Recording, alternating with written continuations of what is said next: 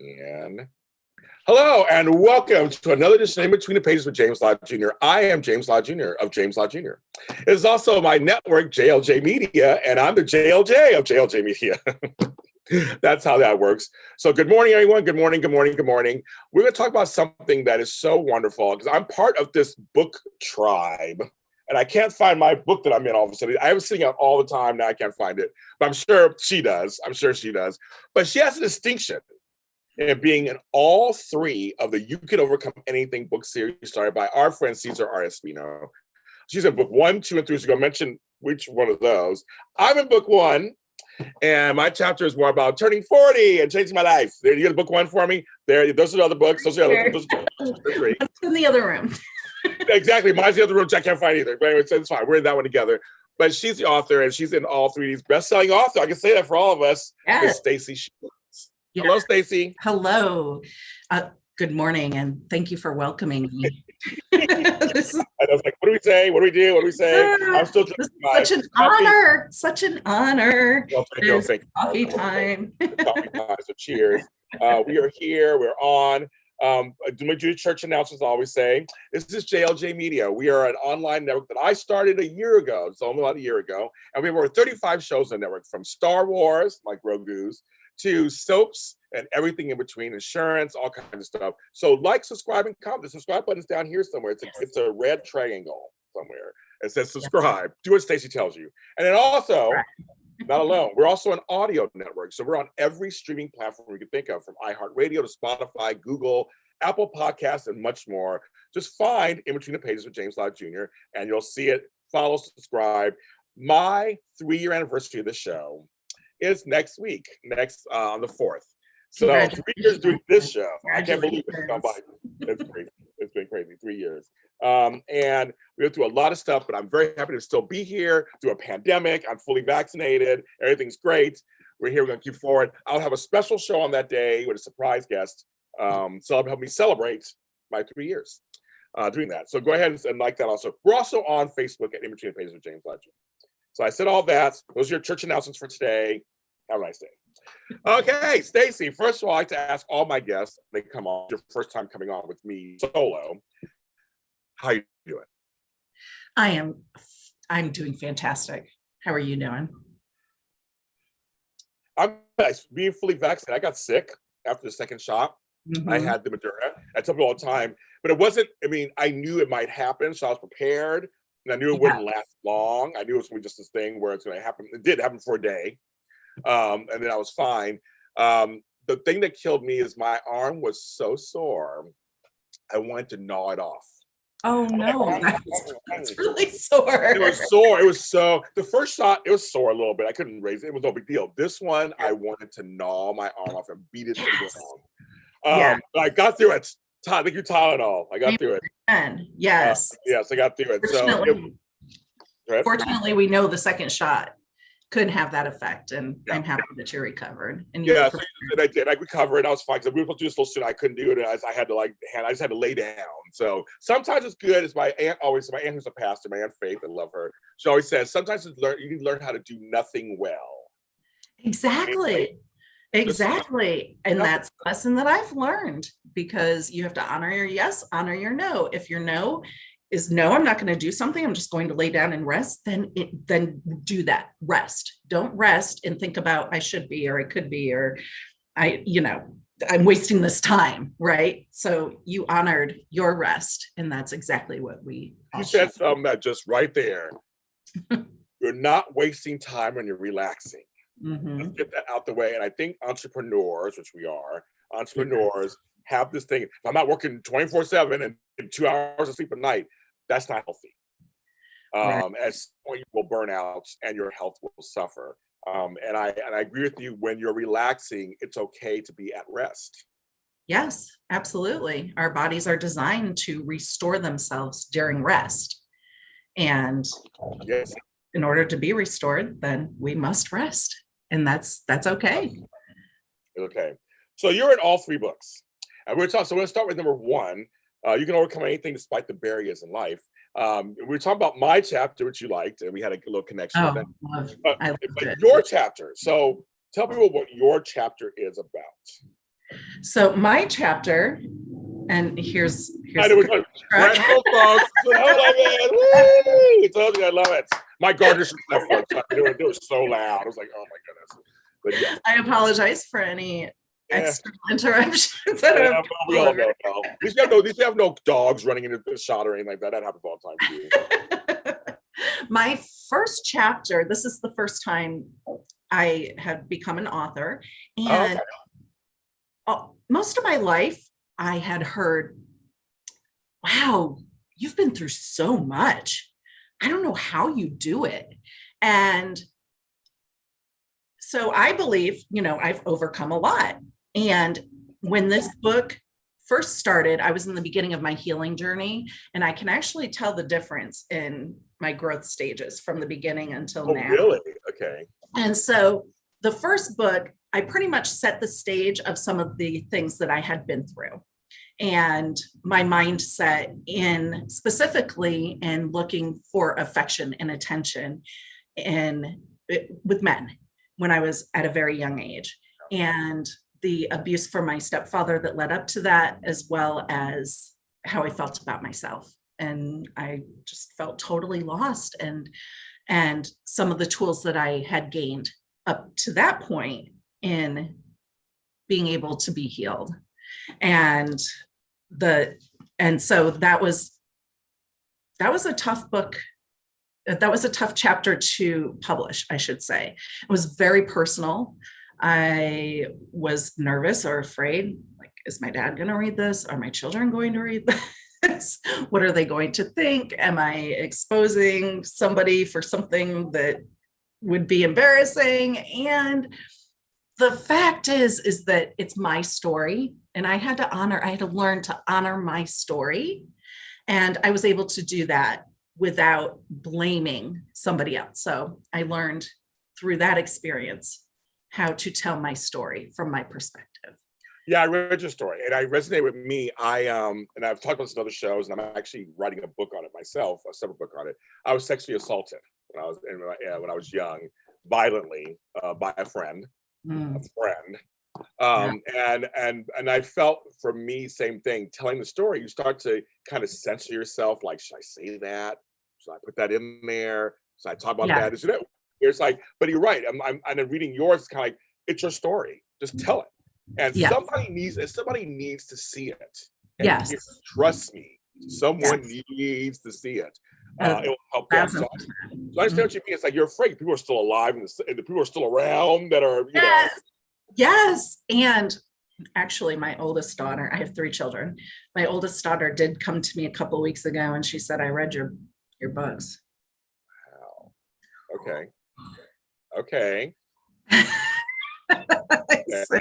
Okay, so what did you think? And that actually opened in a new door and another opportunity to be able to have open discussion. She is 18, and it unknowingly to me opened a door I wasn't prepared for, which was also another test in how was I going to respond to that. Oh, yes. And the old Stacey a couple of years ago would have been like, what? I can't believe you read this and blah, blah, blah. And that's personal to me. But instead I said, okay, do you have any questions, baby? What do you want to know? Let's talk. Good. No, congratulations. Good for you. That's because you're coming from a mother perspective. You want to protect your children. I want to protect her. Yes. But then she's a woman. She's becoming a woman. Yes. It's like you could talk to her woman to woman, so to speak, in a way that's still motherly, but also like giving her something to think about herself. She gets to know more about you and can, like Yes. I love that. It's tough. No, we're parents at first. A lot of times we don't want them to know, good or bad, what we did, what we done did, or what happened to us. Exactly. Exactly. But I think that's very brave of you to do that. I think also it's good. It's been good for her. I think it was good for her. I do believe so, because keeping my prior to children life a secret would also then be repeating the generational curse of my parents were not open about things in our family that unwittingly affects me. and will affect my children. And the more information you have, the better you can do something with it. And if I have this information, I can break it. I don't know what to break through if I don't know what's happening. And you're right about that. You know, our parents, I'm sure they're the same generation. I'm sure we're the same generation. Mhm. They didn't talk. My mother still doesn't really talk about it, or she'll gloss over things. Or I don't really remember. You know, I don't remember. No, you know that one, girl. You know that one. I don't remember. I don't know. Oh, that was just so long ago. It doesn't Right. matter. It doesn't matter. Right. Yes, there it is. There it is. Right there it is. And I get that that's what their MO is. That's just kind of what you don't talk about it. They weren't told. And there could also be shame in talking about things as well. And that's so bravo to you for breaking the shame, because there's no shame in the game, kids. Tell it all. I say tell the truth and shame the devil. Yes, because he knows how our mind works, and he wants us to feel that shame and blame, and to keep us shackled and tied to that shame. And when we break free and we're able to just tell the truth and accept whatever response we might get, what I've experienced is the response is positive most of the time. Like, oh, I'm so relieved. Okay, I can relate to you now. I can relate to this, or because we are all human and we all have the same emotions. We have different experiences and we have different responses to that. We all know what feelings feel like. We all have experienced shame and blame in different areas of our life.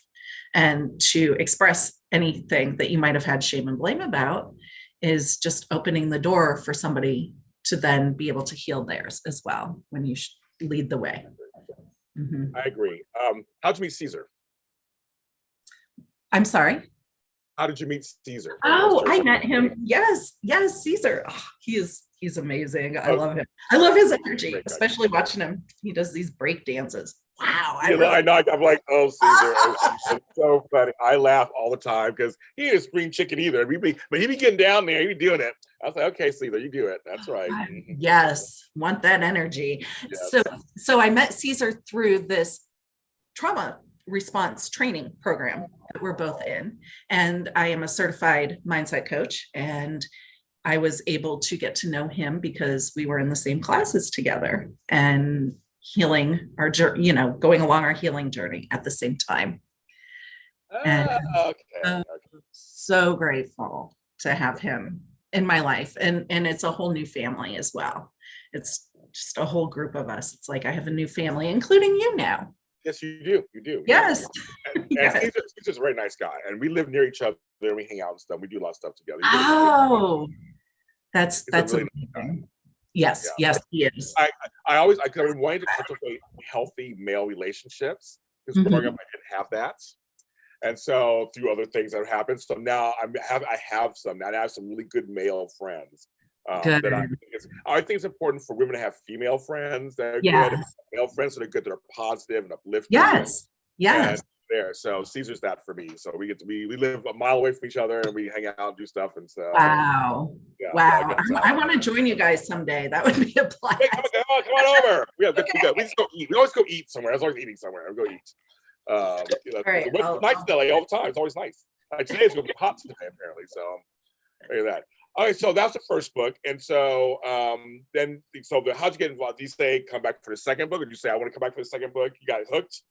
So yeah, absolutely. I had so much more to say. In the second book, I focused more about describing the drama cycle because when I learned about the drama cycle, I resonated with that. I was like, that is my life. That is me. I'm in the drama cycle in all different areas of my life. And specifically, the victim role, of course. And at times the perpetrator role. Definitely, yeah. So in the second book, yes, and that's one of the roles.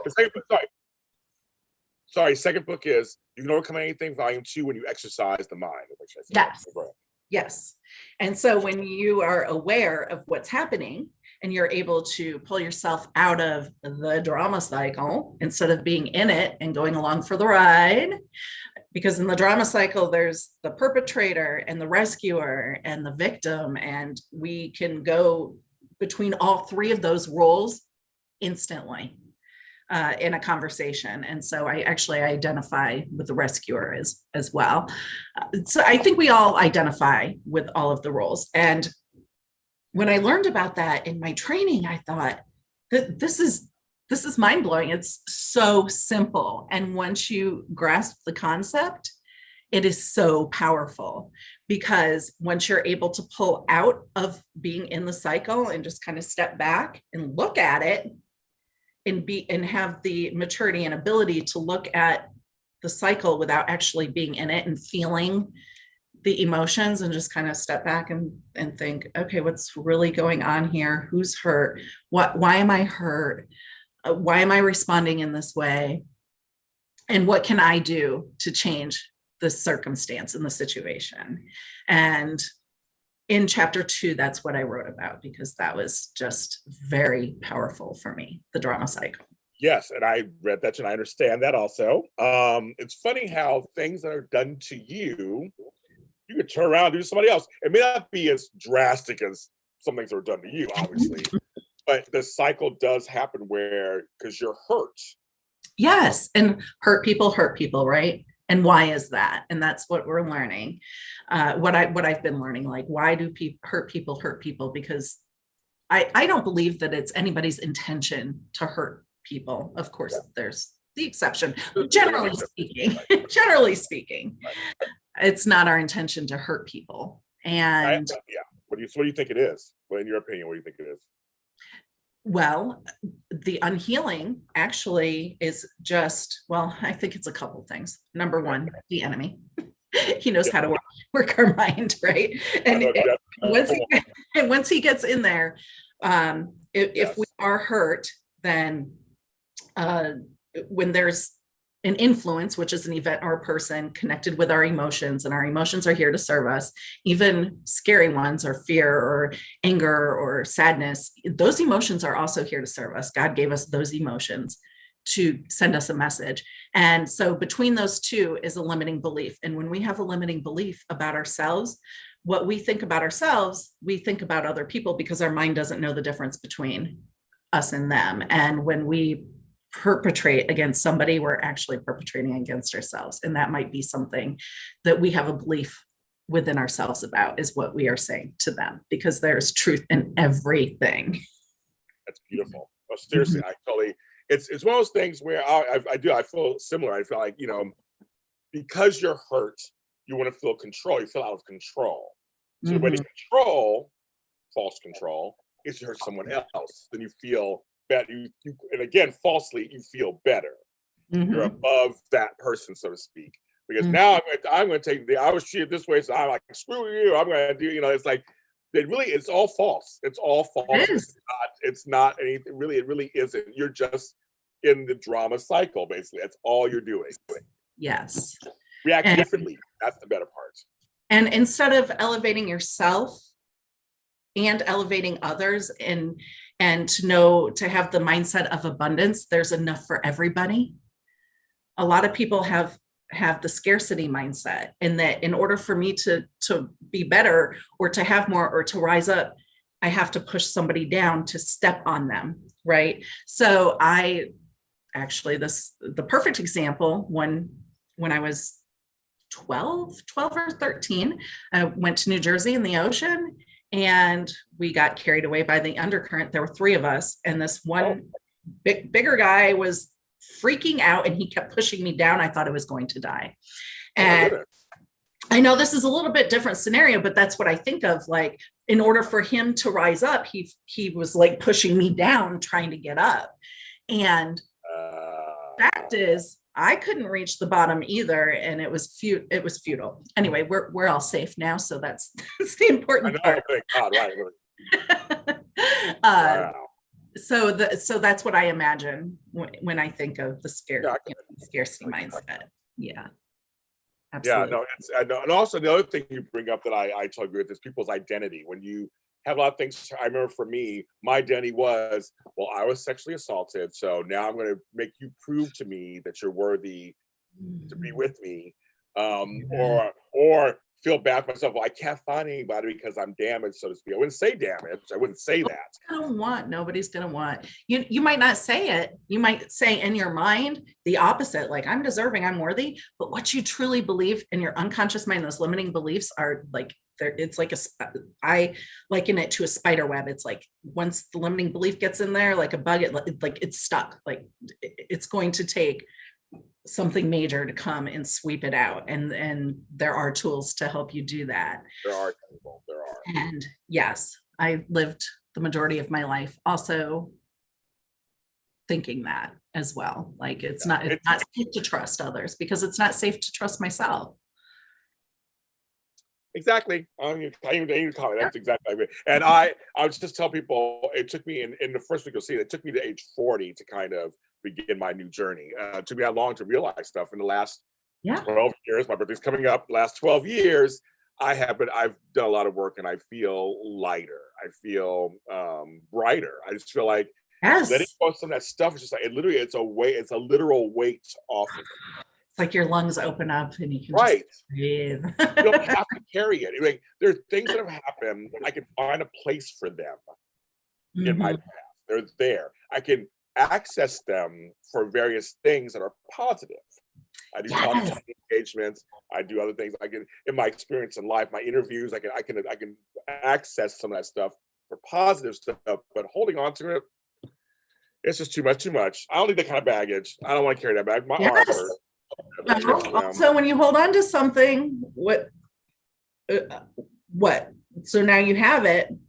When something better comes along, you have to literally let go of it in order to get the new thing. Right. So holding on to stuff is literally, figuratively preventing you from being open to receiving new. Yeah. The third book you're in, which is the latest one, I just got another bestseller, folks. These things are yes.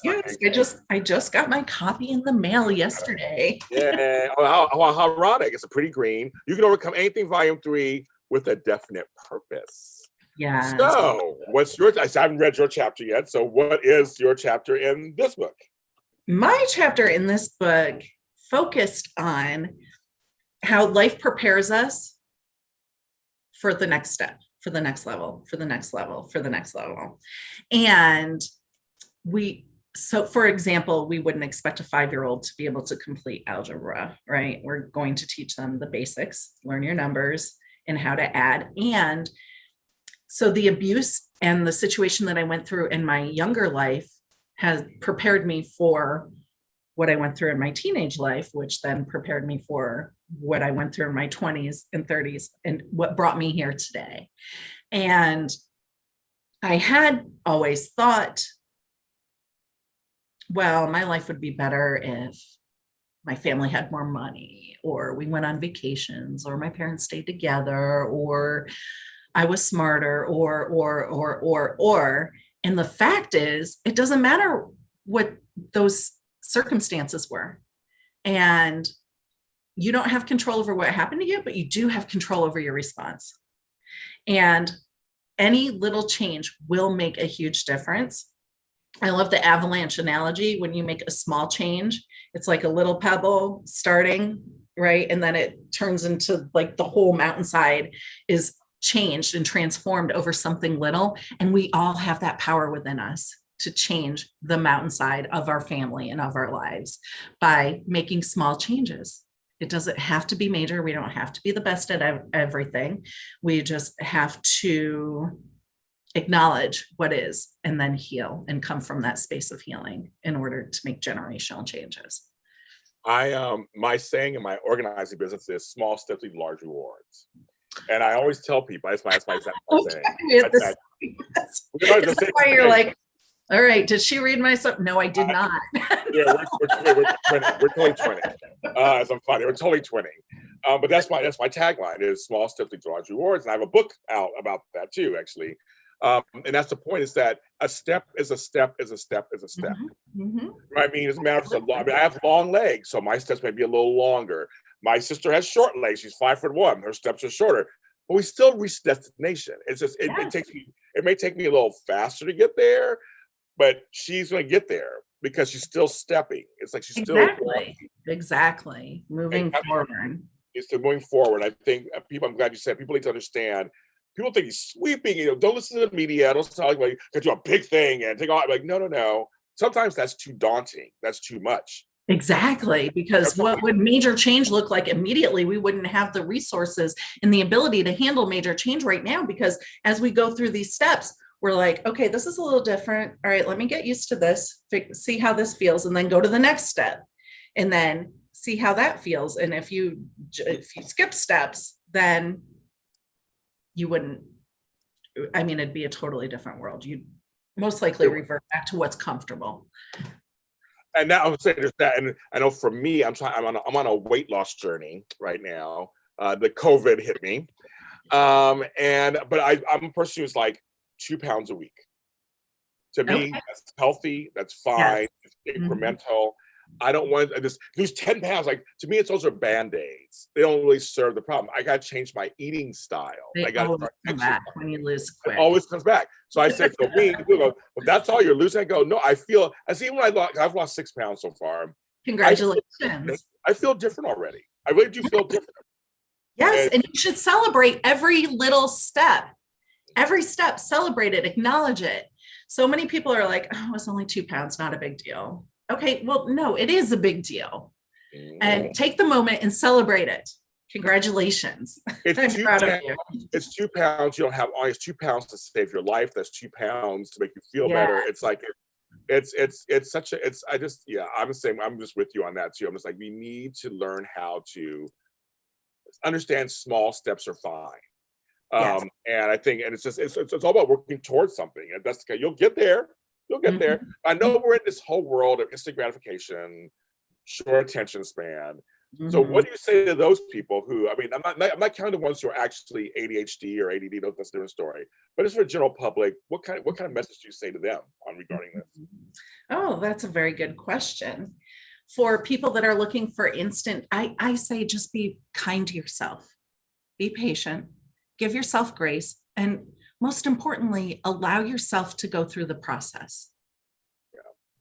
And that is something that almost all of my clients have to learn to do, is just to give themselves permission to go through the process. And just like with anything, the process of healing can be uncomfortable because we're releasing all this icky stuff that in the past we may have been stuffing down. Just to know that there is a positive on the flip side, and that if you go through all the steps of the process, then you will reach your ultimate goal. If you skip steps in the process, you're just going to go back because you don't have that foundation of each of those steps. Yes. So, yeah. I do. That's said, when you lose weight 2 pounds a week, you're also teaching yourself how to eat. You're teaching your body. You're teaching your body how to digest, how to accept the new way. Yourself how. I know for some people, sometimes cold turkey is the way they have to do certain things. Sometimes, in certain situations, I understand. But for mostly, I'm like, just instead of having 3 bowls of cereal, have 2. Start with 2. That's definitely a small change. And then 2, go to 1 eventually. You'll learn how to do that. And I'm noticing my portions for eating food are changing. What I need, what I feel like I need to feel satisfied is starting to change. Right, because your stomach is shrinking. Now, can your stomach shrink in a week? Probably no. If you lose that 10 pounds, your stomach is still going to be the same size, right? So when you have a weak moment, or you're hungry late at night, or you have a traumatic memory, or whatever, a weak moment, you're going to eat, and then the stomach's going to be able to hold it, and then you're back to square one. So writing these books, now that you're an authoress, how does that feel? How's it authoress? How's it feel now that you've done it? I mean, you've done it now. I mean, writing takes system. Yes, this is mind blowing, because a year ago, I did a vision board for the first time, actually, literally cut out pictures and put it on Oh, a wow. board. And before I even knew, I think this was even before I knew Caesar, I put 3 books. I put a stack of 3 books on the board. Wow. Be an author, not just of 1, but 3 books. Did I know what that was going to look like? Not at all. Initially, I thought I would be writing all of the 3 books, and we have to be open to the possibilities. Right. And I put the intention out there that I was going to be an author. I had no idea that it really literally would come to fruition, that it is 3 books. I know. And that is exactly what happened. I didn't know what was going to happen at the time. I just put it out there. Okay. And I looked at it. Okay, author, 3 books. And the opportunity came. And Caesar asked me if I would be interested in the first volume. Of course. Do I want to be a part of something that's positive and joy-filled? I know. With these family members? Of course, that's a no-brainer. Right. And then he's like, okay, we've got another volume. Of course, yes, I want to be a part of this. And in doing this was new for me. And as I said earlier, in just writing chapter 1, it was a breakthrough for me because it allowed me to actually tell my story for the first time, how to learn to tell the abuse side of my story that was scary for me to tell. And now it's out there. It is what it is. And I was able, writing the book allowed me to help release the shame and the blame and the guilt that I may have had. Any plans on writing your own books? Yes, as a matter of plans? Okay. Not immediate plans. Now I do have an ebook, and excuse me, I do know I will have in the next 5 years. Okay. Say no, probably 3 years. 2 books in 3 years. I'm setting this intention right now. I'm actually going to write it down. Good. Yes. 2 books in the next 3 years. I love it. I write everything down. I have notes everywhere. I write everything down. That's good. Okay, that's good. Yeah, so I'm setting this intention right now. Absolutely. Yes. This is best-selling author Stacey Shields. I can say it over and over again. Best-selling author Stacey Shields. Thank you for being on the show. Thank you so much for sharing your stories. I want folks to go. You can overcome anything. Volumes 1 through 3. Caesar R. Estino. I'll put the links on my stuff, of course, but if they're there, go ahead and get them. They are great. You can get them ebook, get them hard copy, a paperback. They're great.